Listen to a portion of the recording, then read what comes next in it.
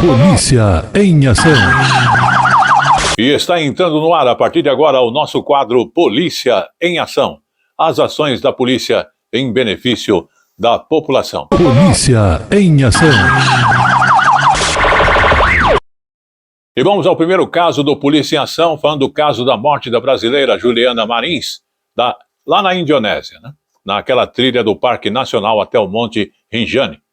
Um vulcão que inclusive está ativo, onde aquela publicitária de 26 anos caiu na semana passada e inclusive houve aí já a retirada do corpo dela do local. Ela faleceu na sequência assim que caiu. Porém, outra trilha daquele parque registrou um novo acidente. Vamos observar. É isso mesmo, olha, ontem um turista malaio ficou ferido após cair aí cerca de 200 metros perto do lago Senggara Anak. É uma outra trilha diferente da que foi feita pela turista brasileira. A direção do parque confirmou esse segundo acidente em menos de uma semana, nesse que é o segundo maior vulcão da Indonésia. A imprensa da Malásia informou que a vítima está consciente, com ferimentos na cabeça e que também fraturou o quadril. Esse acidente, Patrícia, ele reacende aí uma preocupação com a segurança dos turistas no local. A gente lembra que no dia 21 de junho, a brasileira Juliana Marins, de 26 anos, morreu depois de despencar em um penhasco durante uma trilha. O corpo dela só foi encontrado no quarto dia de buscas. E hoje, a Prefeitura de Niterói, na região metropolitana do Rio de Janeiro, onde Juliana morava, informou que vai pagar pelo translado e que já depositou R$55 mil para fazer esse trajeto do corpo da Indonésia para o Brasil, que ainda não tem data confirmada. A Prefeitura de Niterói informou ainda que vai batizar 2 pontos turísticos na cidade, a Trilha e o Mirante do Sossego, com o nome de Juliana Marins. Eram 2 lugares que a jovem gostava de visitar. A família de Juliana agradeceu a homenagem. Polícia em ação. E vamos agora ao segundo fato do Polícia em Ação, falando da Polícia Federal, que realizou uma operação contra a corrupção e vazamento de informações sigilosas aqui em São Paulo. Isso aconteceu no dia 25 de junho. Vamos acompanhar. O objetivo dessa operação era desarticular esse esquema de corrupção e também o vazamento de informações sigilosas envolvendo agentes públicos e também particulares. Foram cumpridos 3 mandados de prisão e 9 de busca e apreensão contra pessoas acusadas de fazerem parte deste esquema. O que é que elas faziam? Favoreciam ilegalmente outras pessoas investigadas em inquéritos criminais em troca do recebimento de vantagens indevidas. Entre os crimes praticados, arquivamento de procedimentos policiais, repasse clandestino de informações e intermediação ilegal. Tudo isso feito de maneira ilícita. O que mais que eles faziam? Apresentavam documentos falsos para restituir bens bloqueados pela justiça, entre eles um helicóptero que, somado a outros bens e valores, ultrapassava o valor de R$12 milhões.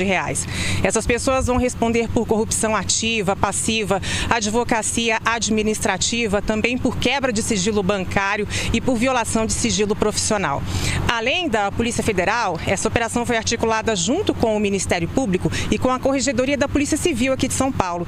Por isso, nós questionamos a Polícia Federal para saber se há policiais civis presos hoje entre esses 3 mandados de prisão preventiva. A Polícia Federal não nos confirmou e respondeu que essas investigações seguem sob sigilo. Polícia em ação. E vamos ao último caso do Polícia em Ação, falando aí das agressões contra adultos, crianças pequenas e que causam grande comoção no país. Recentemente, então, agressões de adultos contra crianças pequenas causaram grande comoção no país ao viralizar nas redes sociais. E vamos conferir, então, na reportagem agora com especialistas que avaliam esses casos, que inclusive não pode acontecer, né? O adulto não tem que bater numa criança pequena, tem que orientar, educar. Mas vamos acompanhar mais detalhes. Uma criança puxada pelos cabelos, outra derrubada no chão durante uma apresentação junina. E o que a gente percebe? que os adultos, eles têm essa visão em relação às crianças sem empatia, sem respeito, como se a criança não fosse um cidadão, né, não fosse um ser humano que tem os seus direitos. E essa desregulação que a gente viu desse pai é algo que está acontecendo com muita frequência. Nós podemos dizer que são transtornos? Em alguns casos são transtornos, mas não em todos os casos. Na festa junina, quem agrediu alegou que o filho sofria bullying. Para esta educadora, a escola precisa ser acionada quando há casos de desentendimentos entre alunos, mas ela reforça que nada justifica a agressão. As crianças envolvidas nessa questão, elas têm 4 anos de idade. Então, aí nesse caso aqui não tem bullying mesmo. Tem as disputas na sala de aula, tem crianças que estão entendendo o que sentem, como expressar o que sentem. E nesse processo elas vão, às vezes, até ser malvadas umas com as outras. Mas daí, um adulto enquadrar uma criança de 4 anos, porque essa criança de 4 anos de alguma forma está incomodando o filho dele, é uma perda absoluta do que são os nossos códigos civilizatórios.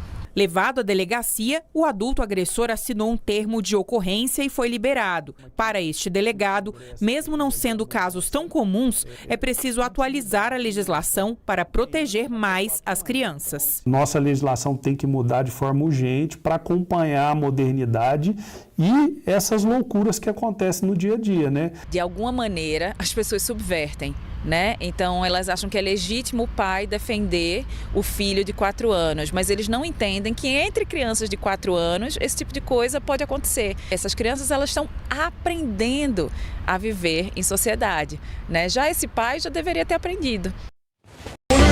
Polícia em ação.